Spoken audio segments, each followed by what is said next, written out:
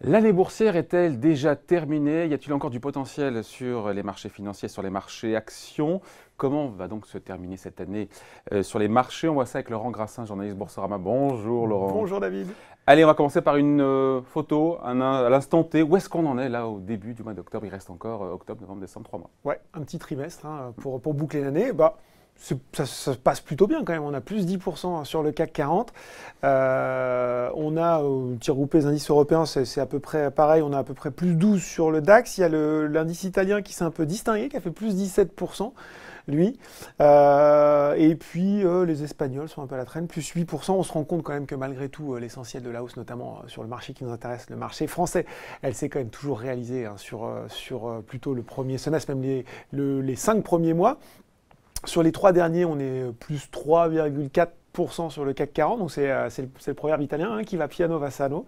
On monte, il y a eu sur la période récente, il y a eu je crois 14 séances de hausse sur 17, donc c'est quand même pas mal.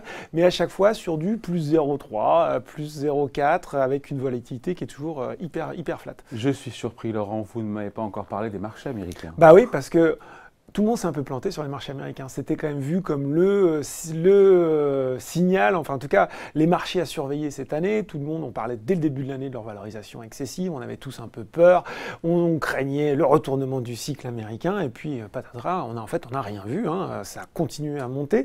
Le Dow Jones c'est plus 15%, donc là c'est un petit peu mieux. Puis plus, en dollars. En dollars, oui, en dollars, précision intéressante. Et puis plus 21% pour le Nasdaq et puis là aussi l'actualité récente, c'est record sur record sur record, tous les jours un petit peu plus haut. Bon, ça c'est pour le passé et le présent. Comment s'annonce la fin d'année? C'est plus dur là. C'est plus dur, et puis on risque toujours de raconter de grosses âneries qui vous sont reprochées plus tard. En tout cas, ce qu'on peut dire, David, c'est que tout le monde est quand même plutôt optimiste sur cette fin d'année. Je discutais notamment avec Jean-Pascal Randès, qui est gérant du fonds LT Fund il y a pas si longtemps. Lui me disait, pour le moment, on est à 130 sur l'autoroute et tout va bien. Donc, il estimait qu'il y avait encore à peu près à 10% à prendre sur les marchés d'ici le printemps 2018. Il ne faut pas trop accélérer quand on est à 130 sur l'autoroute. Non, mais justement, vitesse de croisière stabilisée. On peut encore gagner comme ça, lui disait 10% sur les 6 prochains mois.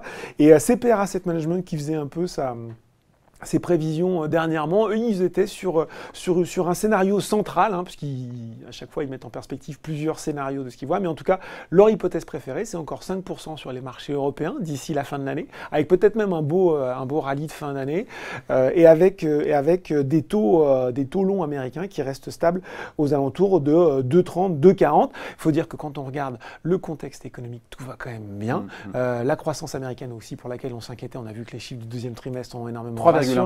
Voilà, c'est quand même pas mal. On voit que la BCE a remonté ses objectifs de croissance pour la zone euro sur 2018 à 2,2. Donc ça, c'est quand même bien.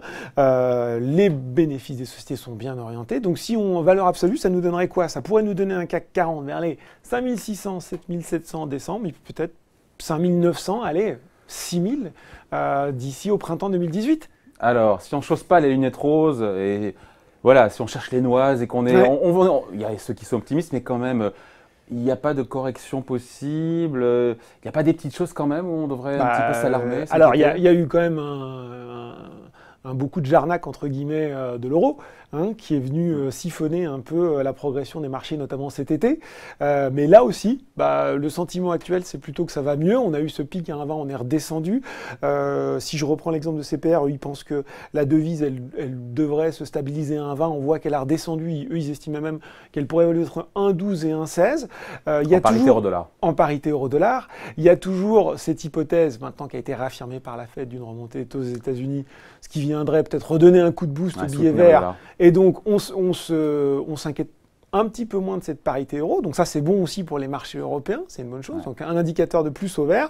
Après, bien sûr, il y a les usual suspects qui pourraient venir jouer les troubles faits. Pas tellement la géopolitique. On a vu même la Corée du Nord, tout ça, ça a marché. C'était un peu, on a l'impression que ça a été un peu le feu de paille qui a été mis à profit à certains pour faire baisser, pour rentrer sur le marché.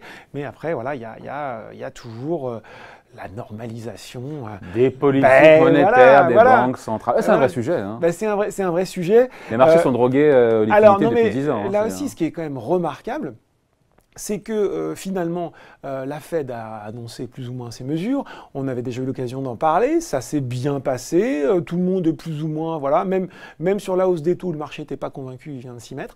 Par contre, j'avais une discussion récemment avec un gérant qui me disait attention, le potentiel de surprise, l'attente, c'est de notre côté, c'est du côté BCE. On se souvient de la sortie de Mario Draghi sur Sintra. Ça avait fait un choc en disant, allez, finalement, il disait que les effets réflationnistes, ça allait mieux. En gros, ça y est, on est prêt à normaliser. On voit il avait dû rétropédaler après. Hein. Il avait dû rétropédaler, mais on sait quand même qu'au sein de la BCE, il y a une tension. Il y a de plus en plus de membres qui disent, écoutez, il faut qu'on en termine. Il y a l'Allemagne, mais il y a aussi plusieurs membres de la BCE, plusieurs autres pays qui soutiennent cette politique de dire, il faut qu'on en termine avec le QE, que les mesures non conventionnelles. Il y a cette réunion du 26 octobre.